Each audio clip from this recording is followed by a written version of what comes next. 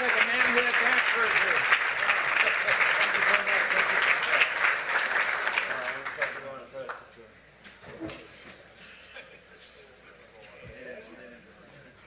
I can make it. Yeah. All right. Thank you very much. Sorry we're late. Slow going out there. All right. I didn't have the state patrol to do a couple things you don't want to try on your own. We'd still be about 20 minutes away, so. Now, I'm going to have you talk directly into this microphone. Okay. Be one with the microphone. You know, I've never done a tape with you before, so I figured if I start off on a bad answer, I can just stop and you'll erase it, right? Yeah. All righty. Well, we'll get going here a little bit. Thank you all for coming out tonight. My name is Matt Lindstrom. I'm the Ed Henry Professor at Poli-Sci and also direct the McCarthy Center. Very, very pleased to have you all here tonight, and especially pleased to have with us Governor Dayton and Gary Eichten, our McCarthy Scholar in Residence this week. And I know many of you have seen Mr. Eichten in classes and throughout the campuses. It's been a wonderful privilege to have Gary with us. He's been at Minnesota Public Radio for 40-plus years, as many of you know, hosted Midday for a good number of years, and really was the voice of objective, smart, sound journalism in the state of Minnesota. Gary Eichten, you know, for all his selfie-facing stories and modesty, he's really won just about every major award in the state of Minnesota. He's won Peabody Awards, the Graven Award. The Corporation for Public Broadcasting gave him an award for Best Public or Best Local News. But, you know, what really sets him apart is this right here. He has his own bobblehead, all right? I mean, come on. I mean, how many of you, you know, we can all aspire to win these awards, but this is what really clearly sets him apart. You know what's bad about it, though? There's gray hair on that bobblehead. Now, how did that happen? We can take care of that, I'm sure. But Mr. Eichten's a graduate of St. John's, and we're very fortunate that he, in fact, received his first job at St. John's. Well, not necessarily his first job, maybe his second job. But the first job, I believe, was doing some dishes or something like that, or flipping burgers in the refectory. But fortunately, he got a little promotion doing some radio and up over here at St. John's, and what became Minnesota Public Radio. And Mr. Eichten has become one of NPR's most recognizable voices. So we're very thrilled to have you here, Gary, all week long, and we're super excited to have Governor Dayton here tonight. My pleasure to be here, and I echo everything you said about Gary Eichten. He's just been a phenomenal contributor to the quality of public discourse in Minnesota. And usually when I'm with him, it's in a campaign, and there are like about 8 of us candidates, so you're trying to get a word in. It just tends to sit down with you the whole time, Gary. Is a little treat. But well, thanks, Matt. Thanks, Governor. Appreciate it. You know, and thanks to all of you coming out tonight. It's a real honor. You know, this week during the residency, I have mentioned several times to several of you how lucky I have been over the years. How I've often had to pinch myself, frankly, when I was interviewing people who I would never otherwise have an opportunity to meet, much less talk to. And talking with the governor is one of those occasions. Thanks for coming on, Governor. DFL Governor Mark Dayton is now halfway through his first term, latest chapter in a lifetime of public service. He grew up wealthy, as I think most of you know, in the famous Dayton retail family, but instead of clipping coupons, which perhaps Republicans would have preferred, he went to work as a public school teacher in the 80s. He served as the head of the Energy and Economic Development Department under Governor Rudy Perpich. In the 90s, he served as state auditor. From 2000 to 2006, he served a term in the U.S. Senate, and then he was elected governor in 2010. During his first 2 years as governor, Republicans controlled the Minnesota Legislature, and not surprisingly, that led to ongoing battles over state taxes, state spending, state priorities. This year, supposedly, will be different. DFLers control the legislature, which you would think will make it easier for the governor to get his proposals passed into law. So we're hoping tonight to find out more about those proposals and more about the governor and his career itself. Now, those of you in the audience, as you probably heard, we're eager to take your questions this evening, especially if you're a student. We really want to get some questions. We've got a couple of folks with microphones. Now, we're not going to, I'm going to talk for a little bit, and then when we take audience questions, just wave your hand, and we'll get a microphone to you. Don't give a speech, just, ask a question. So that'll be great. We'll get to that in a minute. But, Governor, if I might begin, is it in fact going to be easier working with a DFL-controlled legislature than Republican-controlled legislature? Democrats, of course, have a long history of squabbling among themselves. I'll respond, but when you mentioned my family business and then my clipping coupons instead, I was in Rosso last night and had a meeting with some of the business leaders there and civic leaders, and Susan Marvin, who's the chief executive of Marvin Windows in Warroad, just down the road, was there. She was talking about 4 generations of Marvins that have been involved running the business, and there are now 7 Marvins in the business. And I said, well, Susan, you're doing a lot better than I am. I worked one summer in college at Dayton's, and they encouraged me to find another career. So maybe they had coupons in mind. But it's a different challenge. Obviously, any legislature is going to have its own independent views, as it should. All 201 of them are elected in their own right. They work very hard to get there. 50. Well, now with the elections yesterday, 53 of them are new. Mm-hmm. So they, got their own fresh perspectives and also, a lot of learning to do. And so, I think we'll accomplish more at the end of the 4 months than we were able to do in the past. But, there's not going to be agreement. There shouldn't be agreement. The process isn't intended to provide that. And, former Senator Tom Daschle called it the noise of democracy is what often gets picked up. And, of course, the press picks up on those items of greatest controversy. And all the times that people agree is just not newsworthy. So people get a bit of a warped view of what's, really going on overall. But, we recognize we have a rare opportunity to lead and a responsibility to accomplish what we can, to take as much as we can into account the concerns of all Minnesotans and stick with our priorities and values, and I think we'll do that. Are you having fun serving as governor? I mean, I say that because, just looking at your schedule, like yesterday or today, let's see, you've been in East Grand Forks, Roseau, you battled your way through a snowstorm to get here, you've got a full day planned tomorrow. Do you ever get a chance just to sit down and do nothing? Occasionally, but, last night I was asked that question, the difference between being in the Senate, being governor, and I said, well, if I were in the U.S. Senate, I'd be sitting at the U.S. House of Representatives right now listening to the State of the Union address, and instead I'm here in Roseau watching the Roseau International Falls hockey game. And I'll let it speak for itself.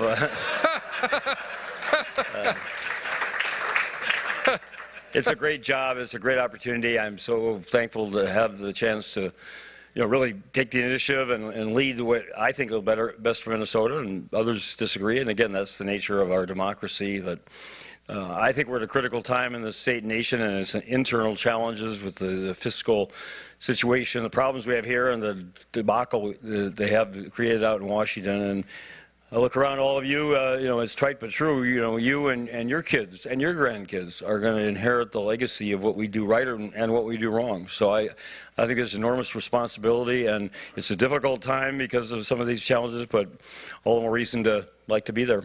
Going to run for re-election? I'm going to run for one more term and see what happens. Well, let's talk budget, if we could, for a little bit.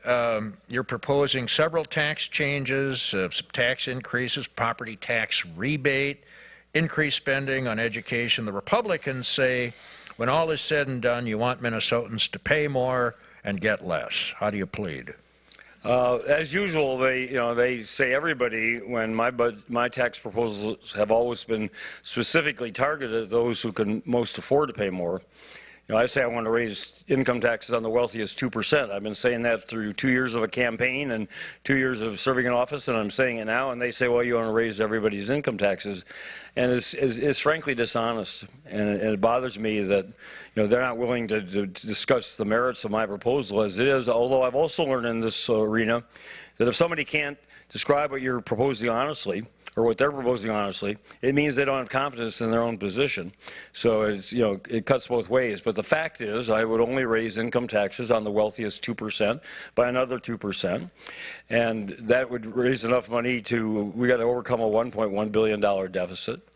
We still would owe the school districts $1.1 billion. So we've had these various games and gimmicks in the past to avoid facing the tough decisions of raising income or raising revenues or cutting spending. And so now we're having to pay off still for those past follies.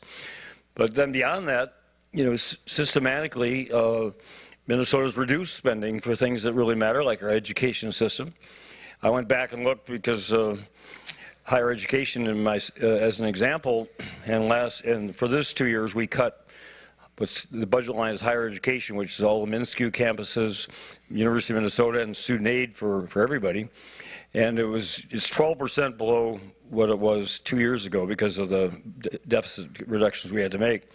But what's really more alarming is you have to go back to 1980-81 to find a time when in real inflation-adjusted dollars, Minnesota contributed less money to higher education than it is right now. Now, we know higher education is the future of our state and it's the future of our nation, and we know that the quality of your education and your counterparts all over the state is going to depend your future and our state's. And yet we're systematically, now reducing our state commitment to education. It's just, so we got to put our money where our values are, and we need to reverse this, attempt to just make Minnesota's services more and more mediocre, and hope that somehow we're going to get a better result. It's not going to happen. We got to earn it. What about sales tax, though? You're talking about broadening the sales tax substantially, reducing the rate, but broadening the sales tax. Critics say, well, people, normal, average people, not high-income folks, average people are going to end up paying more.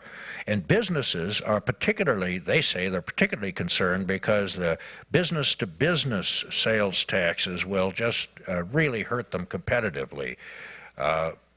Is that fair in your mind? Are you open to changing that part of your plan? Well, I'm open to changing any part if somebody comes up with a better idea. But I'm so seriously listening, waiting, and would like that very much. But it's said to be really bad tax policy. Let me go to the first on the base.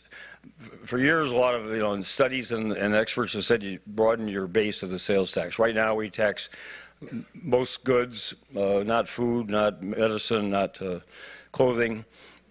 And when the sales tax was put in place, 2/3 of consumer purchases were goods, and 1/3 were services. Now that's reversed. So we've got an expanding service economy, and we're not taxing any of that. And as a result, our rate is quite high. We're 7th highest in the nation at 6.875%.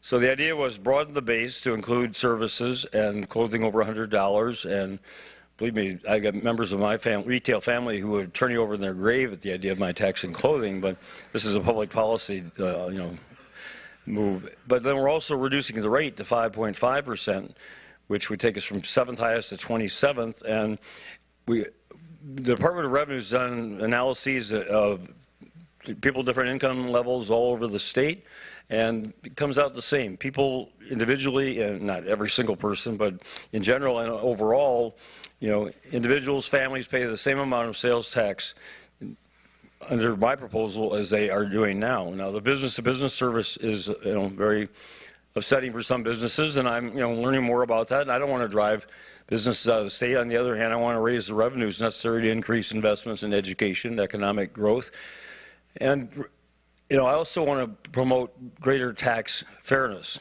and that's my #1 principle in terms of tax policy: make it fairer, less regressive, ideally more progressive. At least not as steeply regressive as it is now, with people, middle-income families in Minnesota paying 26% more as a percent of their income in state and local taxes than the wealthiest 1%. So that's my goal, and right now we tax businesses essentially the same as individuals, families, for the purchases of goods that we tax. You buy a computer, you buy new carpeting, new furniture. For your home, you pay the sales tax. You buy it for your business, you pay a sales tax. So my instinct is to say, okay, well, we're going to extend it. We'll extend it for everybody. Well, businesses, many of them, I guess, including ones who have said for years, broaden the base, broaden the base. It turns out they don't want to broaden the base for them. They want to broaden the base for all of you and everybody else. And that just compounds the inequity that already exists. I don't find that acceptable to say, well, we're going to tax your employees, we're going to tax your customers for all additionally, but we're not going to tax businesses for the same things that individuals are buying. I just, it just makes the system more aggressive, more unfair. So then we're back to square one, and, the default is the status quo, but that's unfair, and property tax is the most unfair tax. It's been soaring over the last decade, and, I don't want to see that continue. So, again, I have plan A, status quo is plan B, so what's plan C? You said in the State of the State message that you support the idea of same-sex marriage. Do you want the legislature to take that up this session? I think they should. I mean, I think, we should see where Minnesotans stand on that question and see where the legislature, it's an unfortunate way that we have in our society kind of two areas of what we call marriage. We give it the same name, but there's religious marriage and then there's civil marriage. And it's almost, it'd be a lot less confusing if we had separate words to describe each one, but we don't. But, my faith, render unto Caesar that which is Caesar, render unto God that which is God. I mean, that was, to me, the original, not original, but one of their very early separations of church and state. And I would have religious marriage be the province and the definition of it be the prerogative of each organized religion.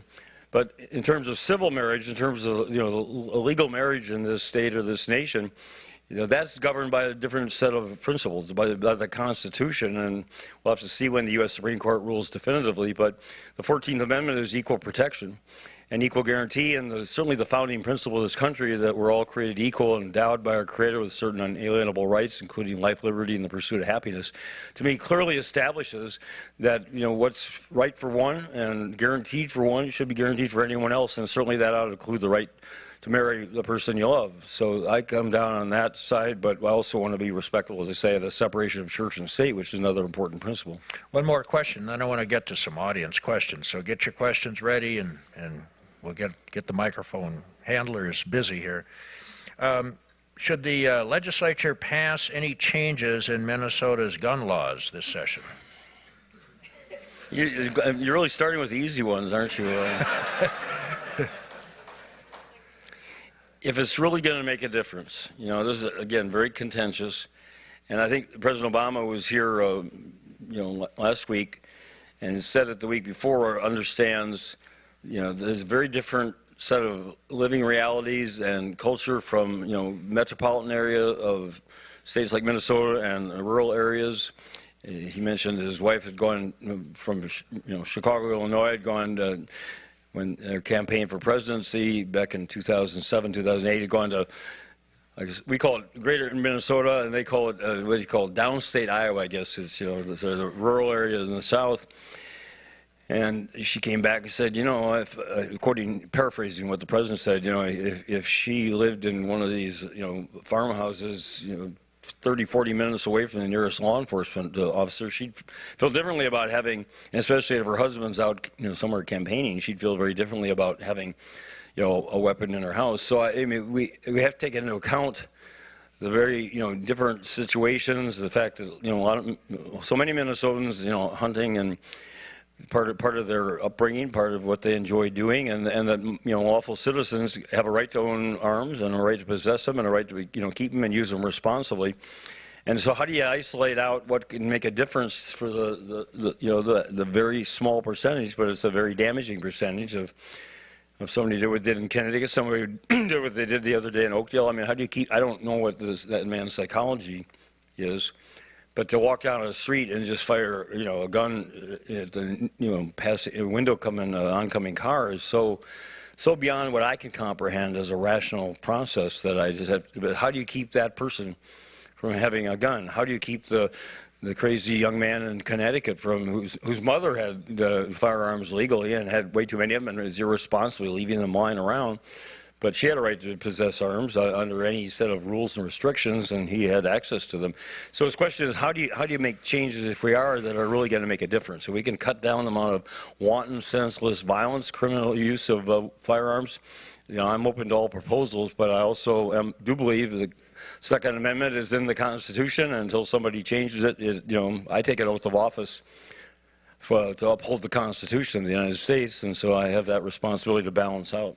The one gun-related proposal that seems to generate at least some broad support has to do with expanding background checks to private sales and the rest.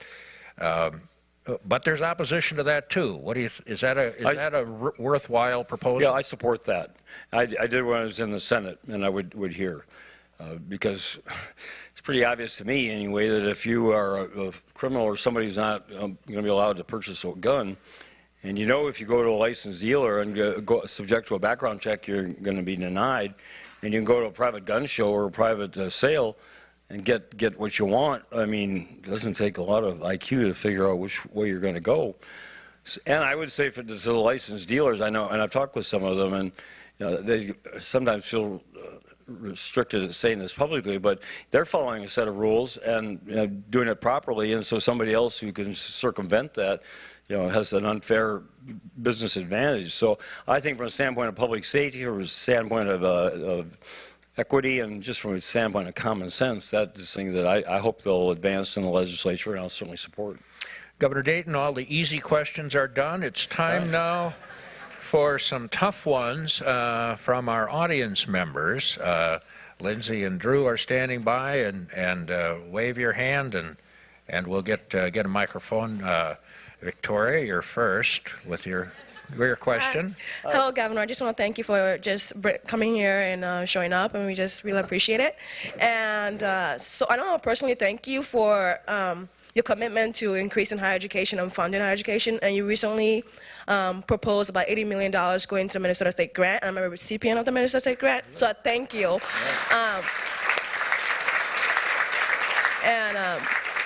My question is, in your state address, you talked about wanting Minnesotans to live in a safe, inclusive communities. So what would that look like, and how would you plan to achieve it?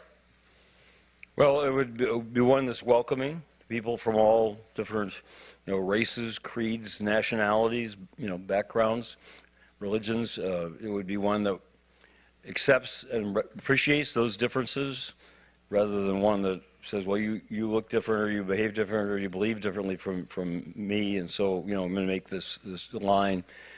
It's recognizing, you know, again, that the underlying principle of a democracy is that people have a right to be different, and they have a right to be themselves. And if we, you know, believe that we're all creations of our Creator, then it, to me, is incompatible to believe that somehow some people are better than, some are less than, and et cetera. So, you know, I keep trying to persuade people, and I can't do it, as you can see right now, very succinctly. But, you know, in a fascist country, everybody who does exactly what the fascist leader says they should or shouldn't do is quote-unquote accepted.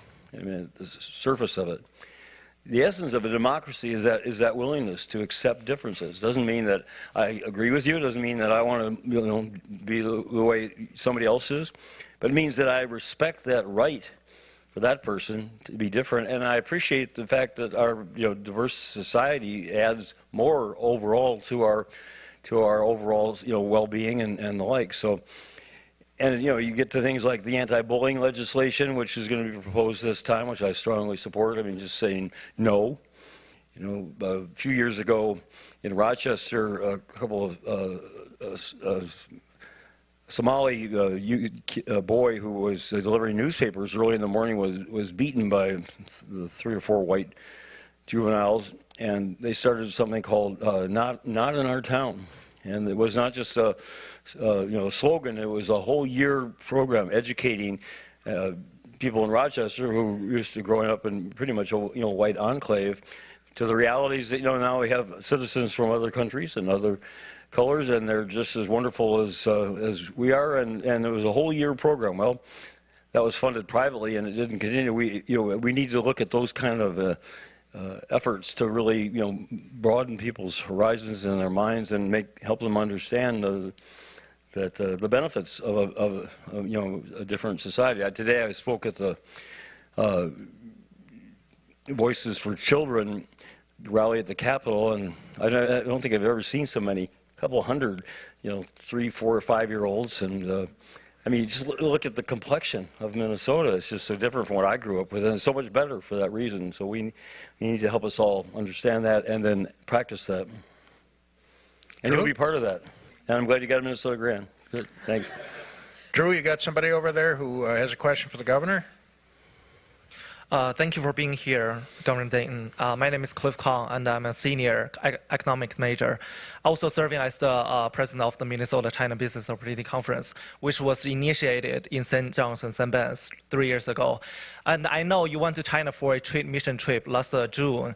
And over an interview, you said you are trying to promote the rebalancing of the economic relationship between the two countries. Do you have any specific plans for that? And then over the interview, you also mentioned Minnesotan farmers. And also my second question is, as we all know, we have a new elected President Obama, and there's a new leader in China as well, Chairman Xi. And do you think if the relationship between the two countries will affect Minnesota, and how? Thank you. Excellent set of questions. I've been to China 8 times and fascinated to see the economic transformation there, which would be extraordinary enough in a country of smaller size and population. To see it happening with 1.3 billion people is just phenomenal. And frankly, to see the Chinese government, which I'm not saying is far from perfect, as ours is also imperfect, but the investments they're making, for example, in infrastructure improvements, in high-speed highways and even faster speed trains. I've taken the maglev train from downtown Shanghai to the airport, goes 230 miles an hour. Taking the high-speed train from Shanghai 49 hours to Lhasa, Tibet. I mean, just like going on glass, and except for a stop, I mean, it's just not a ripple. And so they're making those kind of investments that were made in this country back in the 50s and 60s that built the infrastructure system of this country, the interstate highway system, sewer and water, regional airports, that we've prospered as a result of for the succeeding half century. And I see them making those kinds of investments, and we're not, and that concerns me. And I always said, countries make economic policy in their own self-interest. And if they don't, in their own democracy anyway, they're not going to be around. So the fact that China, holds the RMB to a fixed standard rather than lets it float with the dollar and other currencies, to me, that's their prerogative. I mean, they should be doing what they think is best. And as you probably know, somebody told me they have 23 million people, young people, college graduates coming into the workforce every year. So expanding the job opportunities in China is just paramount to, say, the price of consumer goods, which is, certainly becoming more affordable. But that's the priority they need for social stability, and nobody can question when you got economic growth of 11, 12% of real GDP, and now they're settling down to 8.5%, and we're trying to get above 2%. What they're doing is working for them. The two things I think, you always worry about, the two most powerful forces, economic and military in the world. And we went through that whole era with the Soviet Union and mutual assured destruction and bomb shelters and the fear of, ICBMs coming out of the sky and destroying civilization. Dwight Eisenhower, right after he was president, said, someday the people of the world are going to want peace so much that their leaders are going to have to get out of the way and let them have it. And I think what's happening between the two countries now, the interdependency, the economic interdependency is really enormous lubricant for relations and an enormous a barrier to that kind of, off-the-wall exchange. We're much more concerned about, the idiocy of terrorists and that kind of, just irresponsible action by somebody who doesn't have a home, a country, doesn't have a capital city and the like. But, I mean, China depends on the United States economy as an export market. And we depend on China to produce goods that are less expensive for American consumers. And, we'll have some problems with that. But if one of those were to disappear, same thing with, China and Taiwan. I mean, for all again of some of the, government-to-government frictions, I think I believe $30 billion of reverse investment, Taiwanese investment in China, and so that again is an economic foundation. And the other is the internet, the exchange of information and people's awareness of what's happening. And the censorship still applies to some extent, but people can find out far more readily than they used to, what's really happening in their own country and what's happening in the rest of the world. So I'm optimistic in terms of the future of the relationship there. And for the United States, since exports are creating jobs here, obviously the more exports we can export to China, the better off we are. And the agriculture part, where our exports to China now exceed our exports of agricultural commodities to any other country. And where China, because of its rising standard of living, has a desire to, for citizens to eat higher up the food chain, which means our corn and soybeans go to feed livestock there, and since there's still not enough livestock produced, our pork exports have gone up. And so that starts to, redress this imbalance and provides jobs here and gives people, for example, up in the Iron Range who are, for whom globalization has meant loss of jobs, loss of wages, gives them a reason to say, yeah, there's a future for me and my family in this kind of growing economy. Different subject, Governor Dayton. Last night, student debate here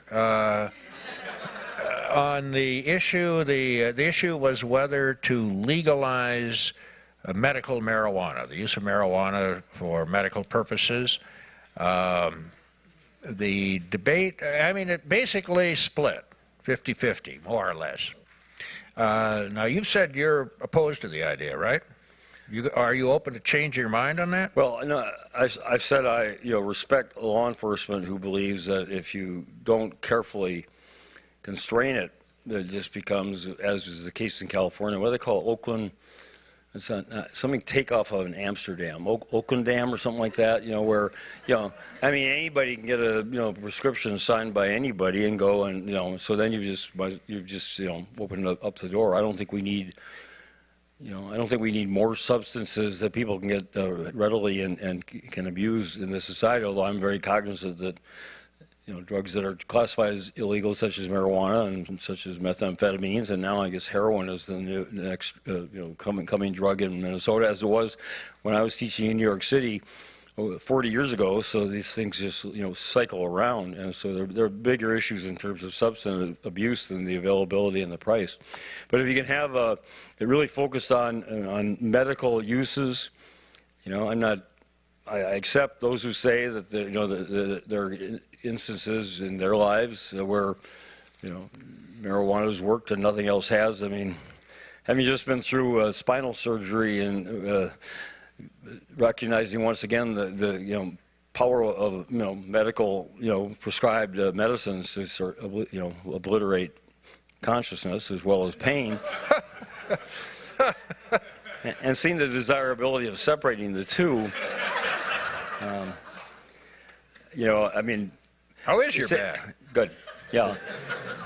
But but if we can satisfy law enforcement, they're not going to have more trouble on their hands, and limit it to that specific medical use where nothing else is effective. Then I'll certainly support that.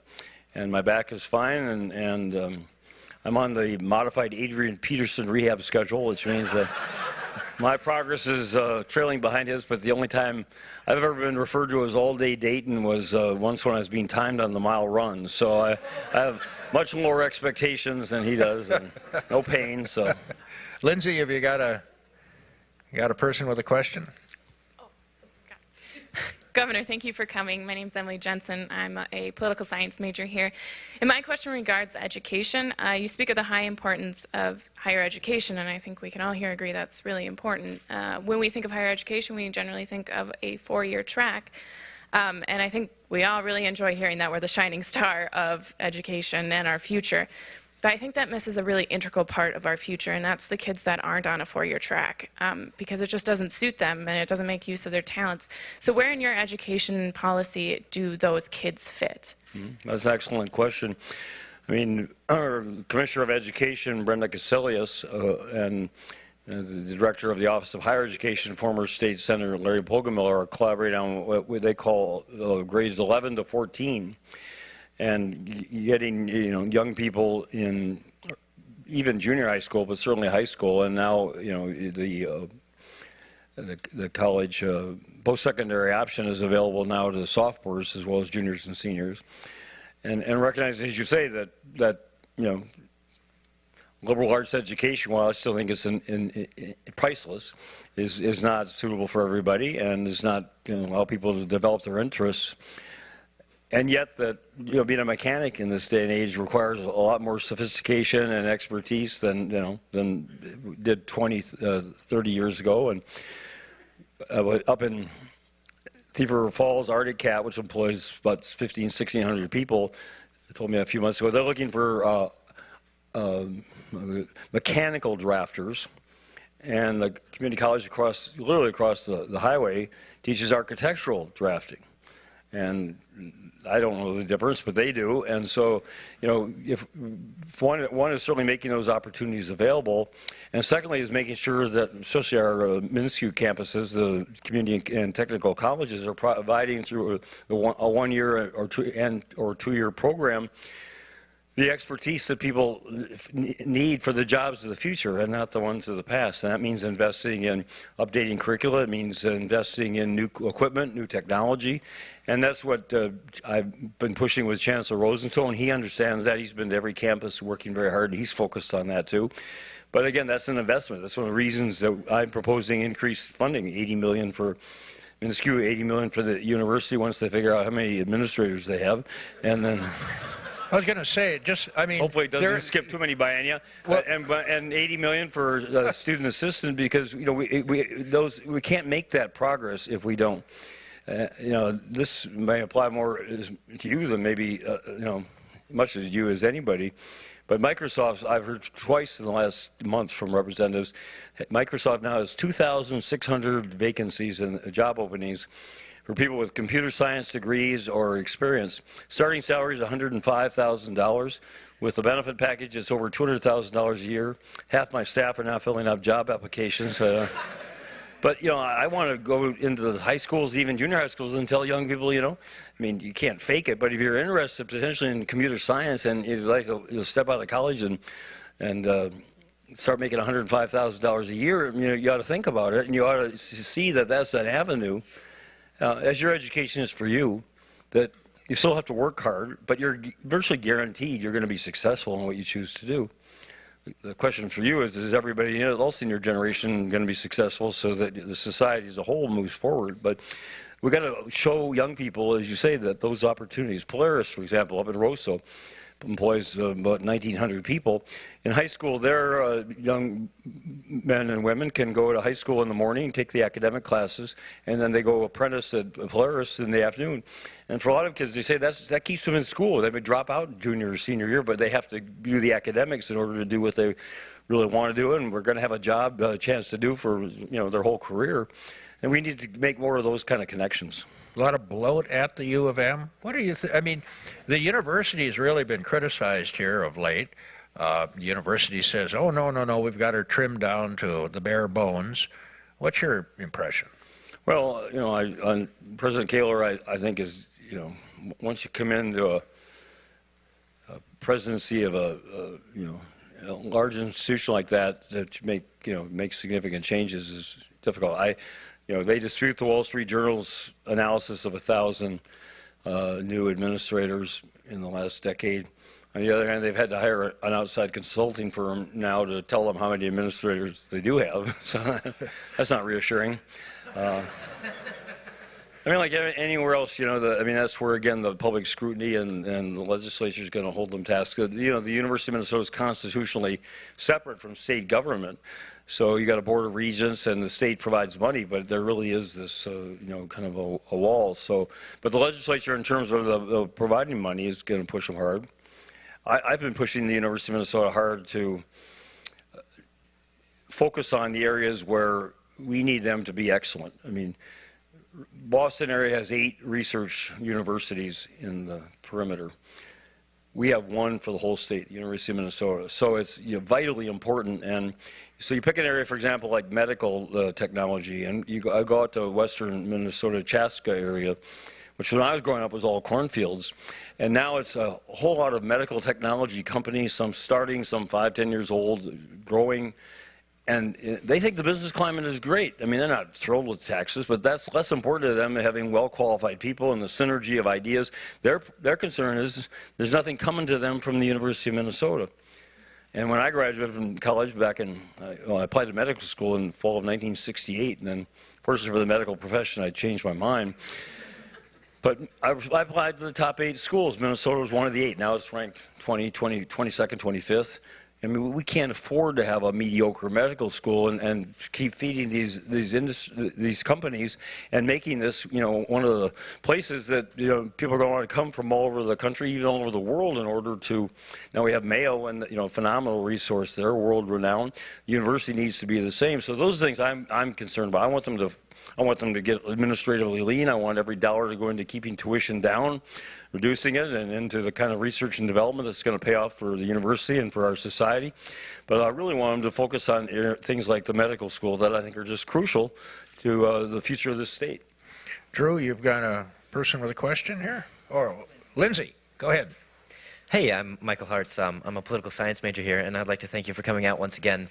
My question is related to marriage equality. You had mentioned in your State of the State address that was important to you. I want to know how you're going to work with the legislator to get that, to pursue that, and whether or not you're really going to lead the charge in this. That's a very good question. And, some people say, well, you had this certain role on both constitutional amendments, including, on the voter ID, television ad at the end, which definitely persuaded me that my future in life is not as television advertising, but it was persuasive with some.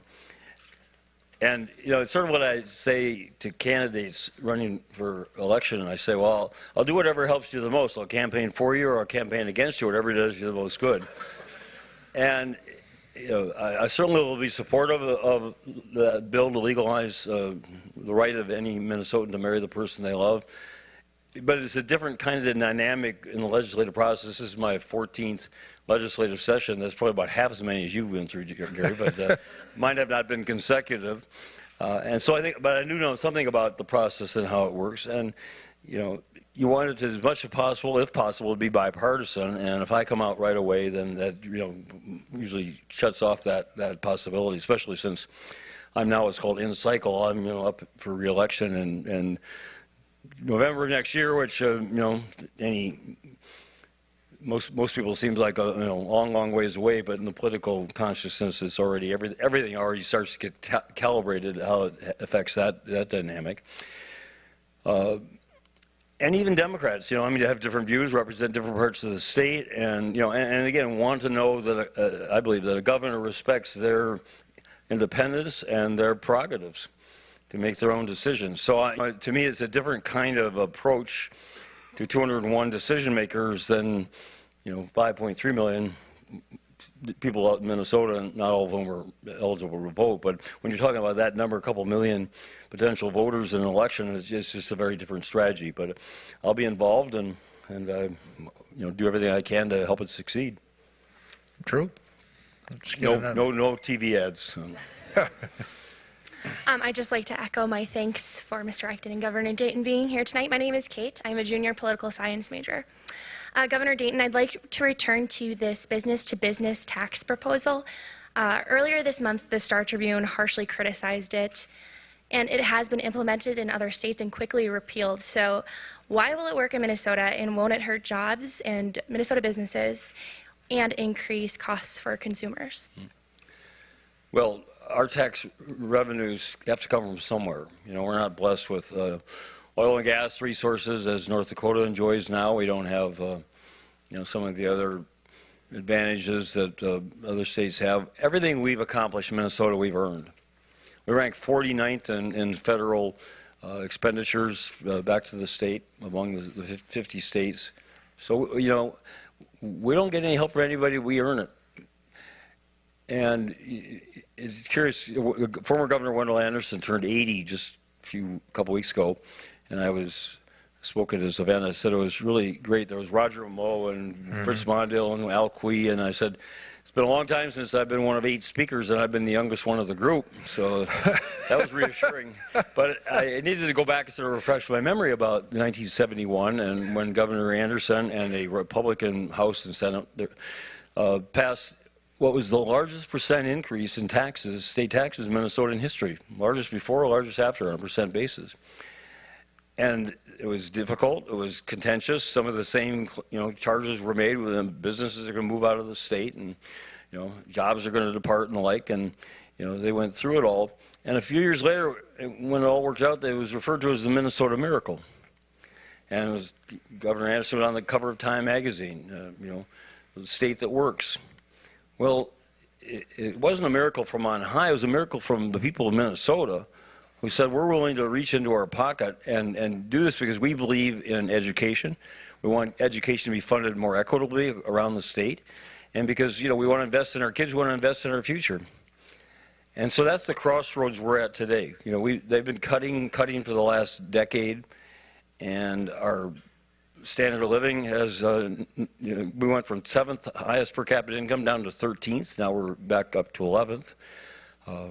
Our economy and you can look at, don't take my word for it, look at the Board of Economic Advisors for the state, but, you know, they've said in the 2011 budget forecast and 2012, the previous, you know, 5-6 years, Minnesota's economic performance was below the national average when it used to be we were higher.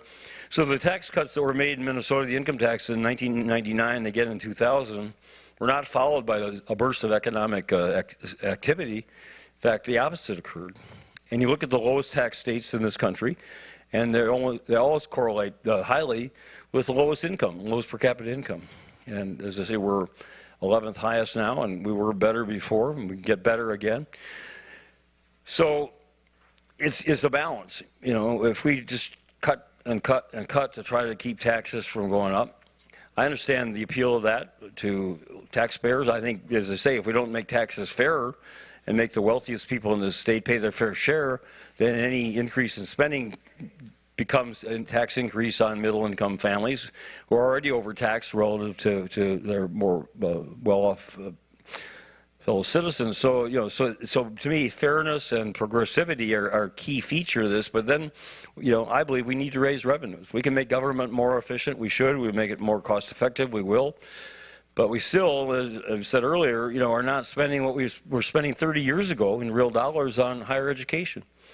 And we need to do early childhood education, which we're not doing it all. And we need all-day kindergarten, which we're not funding at the state level, which puts us in just a handful of states who aren't doing that. We need a continuum of education. You know, if we're going to close the worst achievement gap of any state in the nation, it's not going to just happen, you know, out of the sky. It's going to happen because we've invested in proven strategies to, you know, give everybody an equal opportunity to go out there and be productive and earn the American dream, and Minnesota will benefit and the nation will benefit. So that's my approach. I believe mine's a balanced approach.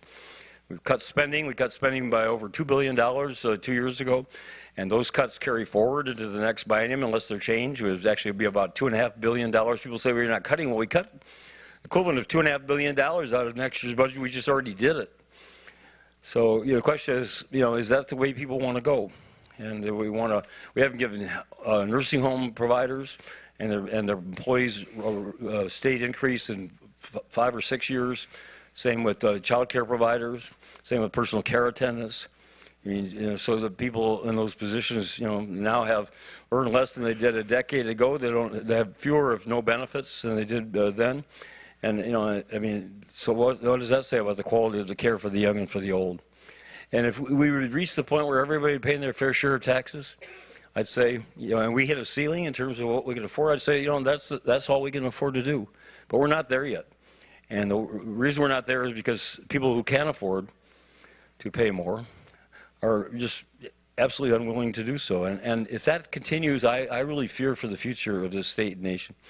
If the report that just came out the other day says Minnesota is the 5th highest state in tax evasion by individuals and corporations. Offshore operations in order to avoid paying taxes on profits that should be paid, taxes should be paid here. We just had an economic meeting this morning on the forecast, and a state economist, the number of companies that shifted dividends and bonuses into December of last year because they're afraid the tax changes at the federal level would result in a higher tax liability if they kept them in January. It was told Costco borrowed money in order to pay their dividends in December rather than January. And here we got a federal government fiscal crisis, and people who consider themselves responsible, patriotic Americans are engaged in those kind of maneuvers and manipulations so they can pay less or pay no taxes. And as I say, if that schism continues and increases and the state budget, we can't do what we need to do, the federal government is going to go through a financial meltdown because they can't have the political will and the political support by the people of this country to do what needs to be done to put our fiscal affairs in order. Burden's going to fall on you and your kids and grandkids, and it's going to make what we're dealing with today look tame by comparison. But if it's true that Minnesota businesses, some of them are shifting money around to avoid paying taxes, if you increase taxes on business, isn't it likely that even more businesses will shift even more money to offshore accounts or whatever so you can't get at it? Well, I'm not president and I won't be, but if I could, I could influence Congress. I mean, I deal with those kinds of evasions in a forceful and effective way. One of the things we can deal with here, and it's part of my proposal, and I'm going to really fight for it, is the snowbird tax, so that if you go now to live in Florida or Arizona where there's no income tax, for 6 months and 1 day, you come back to Minnesota for 5 months and 29 days and use all of our services and enjoy everything and pay no taxes. I think that's wrong, and I know people, in fact, some of them have the same last name as I do, who do that, and I'm going to close the door on that so that if you're here for 5 months, you pay 5/12 of your income and taxes. If you don't want to do that, then don't come here and hang out with your kids and your grandkids. And so, I mean, I think there are ways you can say, not to be punitive, but to be fair. And this is about fairness. I mean, years ago, and this is the ethic I was brought up with. Years ago, we have a family meeting once a year, and we look at our family finances overall, not by individual, and it'd been a good year, investments and the like, and so it was more than the previous year, and so our taxes were higher. And one of my conservative relatives is, griping about, well, look, we're paying more taxes. My uncle Ken Dayton, who's now passed away, looked him in the eye and said, we should want to pay more taxes because that means we're doing better. And if we're doing better, then we should be paying more taxes. And that's the ethic I have. I want people to be successful.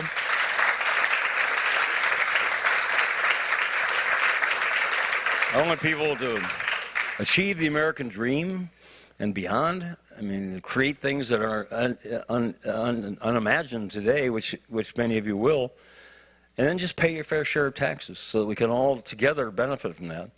And people think they're somehow immune from that, and I say, no, people your age ask me, is my Social Security going to be there for me when I retire, and medical care? And if not for me, if you got so much success that you don't need it yourself or the people around you, so it depends.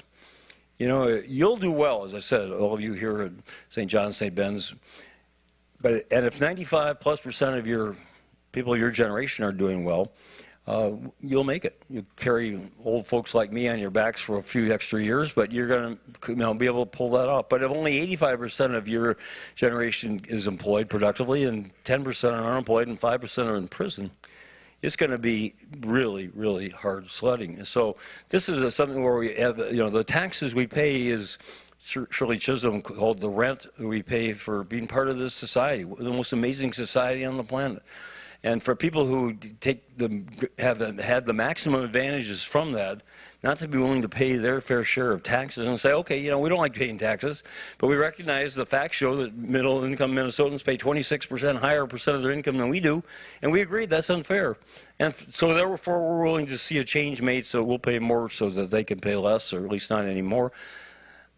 If that willingness is dissolved now, again, I think we're heading into really deep trouble. We don't have a lot of time left. On that encouraging note, Let's get another question here from the audience here, and then we'll. Hi, thank you for coming tonight, and thanks for all you do for the state of Minnesota. I'm Shannon, and I teach here in the education department. I teach the math methods courses. My question is, as a parent, teacher, and teacher educator, I'm concerned about the damaging effects the high-stakes testing is having on our kids in K-12. Teaching to the test has become too familiar in our schools. So what is being done to make sure we are still listening to the experts who are our teachers on what's best for our children? I couldn't agree with you more. And 9 out of 10 members of the Minnesota congressional delegation, including all the Republicans in 2001, voted against the No Child Left Behind legislation.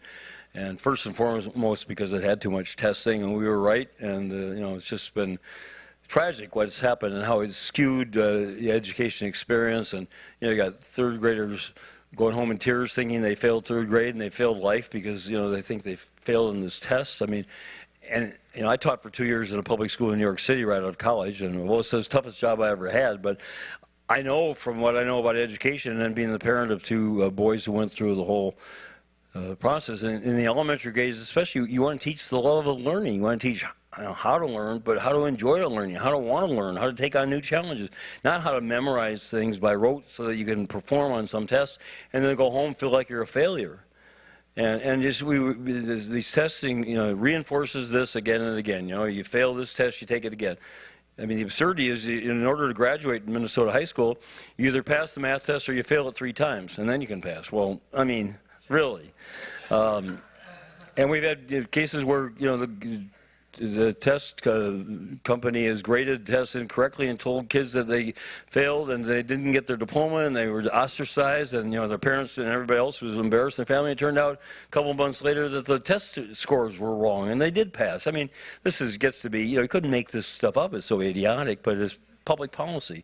So I've asked Commissioner Cassellius to go through and look at every test that we can eliminate through state law change, and we're going to proposing that to the legislature. And so a lot of it is federal, and some of it's an overlay, but everything we can do to eliminate and reduce that and take that burden, especially in the early grades, off of children, off of teachers who have to teach the tests. And, I mean, the idiocy goes on and on. To compare this year's 4th grade class with last year's 4th grade class and say that's a valid statistical comparison. I mean, somebody should reread Statistics for Dummies. I mean, it's just not valid. And yet we use that as a measure whether the school's making quote unquote acceptable progress. And Commissioner Cassellius, to her credit, has also got a waiver from the federal government to change that, so we have more flexibility. But we've got a long ways to go. And I asked myself why, back in Congress, why are people supporting this, all this emphasis on testing? And I realized, it's cheaper to test everybody than it is to put a computer on every desk in every classroom in every school in America and provide the other kind of resources that allow teachers to teach to the best of their ability. And then kids will succeed, and then we can see in the real world how successful they've been and judge ourselves accordingly. But so I think it's really a cop-out. And, we want accountability. We want to know our kids are doing well. And we want to probably measure each child's individual progress, so if they're running into trouble, we know when that is and can act and intervene. There are ways of doing that. But the last decade has been this just terrible detour, to the extreme right, and we're not making progress as a result. All right, let's squeeze in one more audience question. That means here. I should be brief. Quick one That's there. Gary's polite way of saying that. Hello, thanks for coming to our beautiful campus. My name is Edwin Torres. I'm a first-year political science history double major, and I'm from California. I heard Obama in his State of the Union address said that he wants to increase the minimum wage. What is your, how do you stand on that issue of everyone having a basic standard of living? Strongly in favor of it. I've always said I think the minimum wage should be a living wage, which is the level at which one adult working full-time could make enough money to lift a family of 4 to the poverty level, and then with more experience, more education, can move up higher so that they can achieve the American dream. We want work to pay, and we want it to pay off for people. So, you've got to pay people enough to make it worthwhile. And if we don't, if some business gets by with a substandard wage, and then that family, as a result, qualifies for all sorts of public assistance, the rest of us are making up that pay differential in a very inefficient way. But it's like medical care. If we don't provide medical care for everybody, or medical coverage, and that's why I'm for universal single payer, because if we don't, then we all pay for that. We just don't see it happening. So it's basic equity. It's basic, encouraging people to be incentivized to pursue the American dream and achieve it, and it's a much more cost-effective way of doing it.